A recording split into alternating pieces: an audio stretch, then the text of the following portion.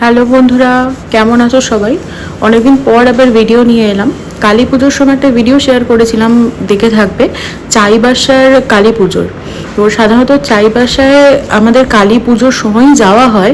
এবার হঠাৎ করে যাওয়া, যে দিদির পুজো, মানে যে দিদির বাবার পুজো অদিতিদির, তার বাড়িরই একটা মানসিক পুজো দেওয়ার জন্য আমরা গিয়েছিলাম সবাই মিলে, হঠাৎ করে একদিনের ছুটি নিয়ে চাইবাসাতে মায়ের মন্দিরে। আমার প্রথমবার যাওয়া। আমার হাজব্যান্ড প্রায় বিগত 10 বছর ধরে, 10 বছর বলবো না, বিগত 6 বছর যাওয়া হয়েছে, মাঝখানে কিছু বছর যেতে পারেনি কিছু কারণে।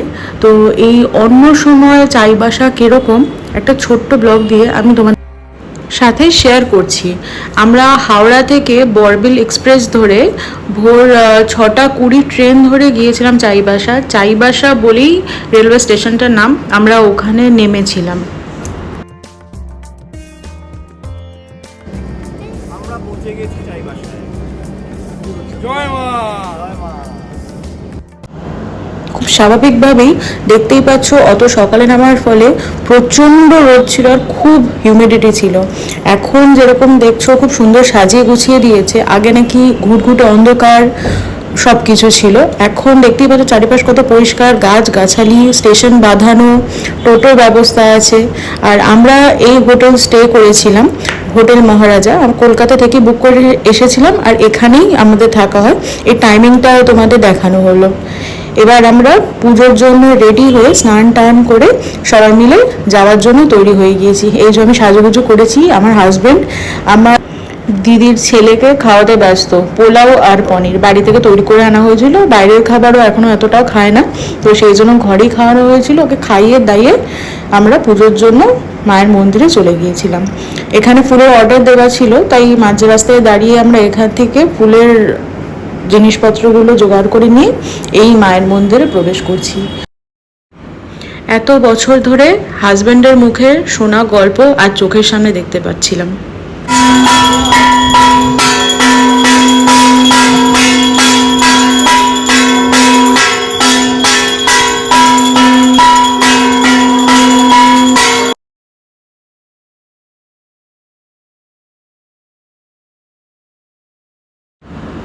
আমার প্রথম যাওয়া বলে ঠিক করেছিলাম মায়ের কাছে কিছু না খেয়েই একটু মায়ের সামনে নৈবেদ্য দেবো। তো যৎ সামান্য জোগাড় করে মায়ের কাছে এটুকু আমি সমর্পণ করলাম।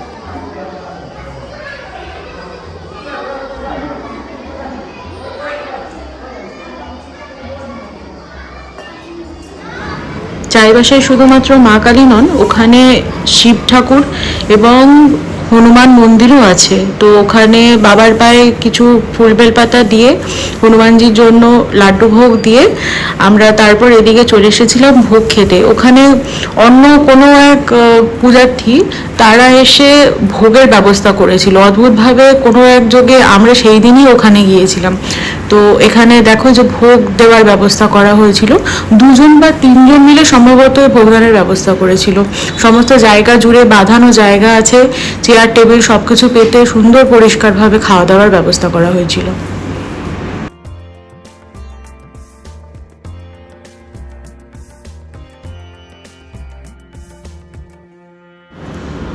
ভোগ খেয়ে আমরা হোটেলে চলে এসেছিলাম। তারপর দুপুরবেলা একটু রেস্ট নিয়ে বিকেলে রেডি হয়ে আমরা বেরিয়েছিলাম টুংরির উদ্দেশ্যে।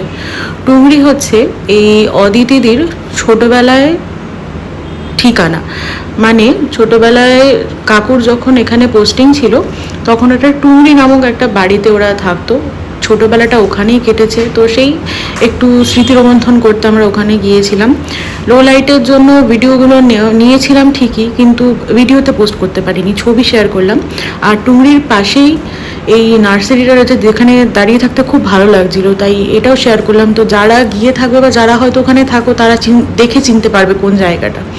তারপর একটু চা এবং রিফ্রেশমেন্ট নিয়ে আমরা এখানে দাঁড়িয়েছিলাম, কিছুটা সময় কাটিয়েছিলাম। অসম্ভব গরম লাগছিলো, তারপরেও যা হয়, চা করে বাঙালি চা ছাড়তে পারিনি। খেয়ে নিয়ে আমরা সন্ধেবেলা একটু মায়ের দর্শন করব বলে আবার মায়ের মন্দিরে গিয়েছিলাম। সন্ধেবেলার আরতি দেখলাম, শ্যামা সঙ্গীত চালিয়ে একটু বসলাম। সকালেরটা আমরা দেখিয়েছিলাম, এই রাতে মায়ের মন্দির কীরকম লাগে, মায়ের মূর্তিকে কীরকমভাবে রাখা হয়, সেটাও আমি তোমাদের সাথে শেয়ার করলাম, একটু দেখে নাও।